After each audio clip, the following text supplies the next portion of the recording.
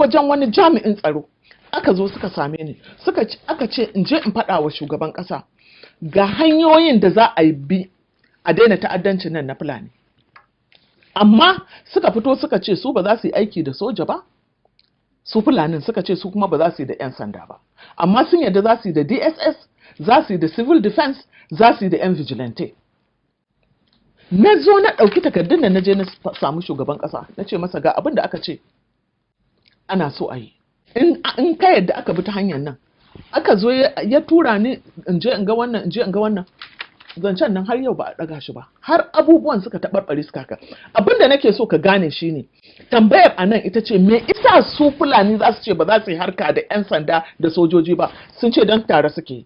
Sau nawa za ka ga an nuna ba Fulatanin da zai fito ya yi rantsuwa a gaban mutane, ya ce shi ya rantse da hukuma suke wannan abu.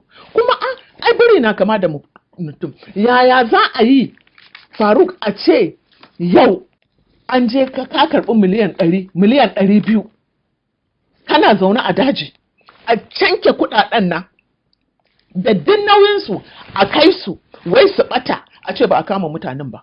Ba zai yiwu ba. Idan ba da jami'an tsaro ake ba, sau nawa za ka ji an ce wai jami'an tsaro wai za su tafi operation sai su faɗa a rediyo da jarida, wai sun tafi operation.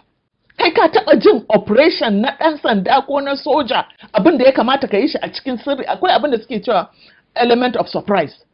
Za a shirya ba zata, a shirya yaƙi, a shiga abin a fito sai an gama ma an samu nasara sannan za ka je.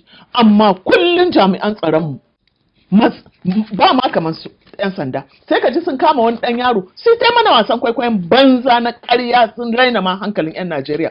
Sai a zo a ɗauko a ce wai gashi nan an kama shi, to kai laifin me kai?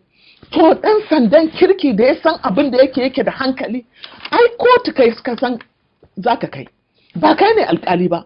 To daga lokacin da abin da ya kamata, evidence ɗin da ya kamata ka kai kotu, ka faɗa a kotu don ka riga ka tattara evidence ɗinka, sai ka zo ka tara jama'a kana sa bidiyo da wayarka kana tambayan wai to kai laifin me kai, shi kuma yana faɗa. To tun da ake faɗa mu ba mu taɓa sanin wanda aka kai shi ko aka ce gashi an hukunta shi ba.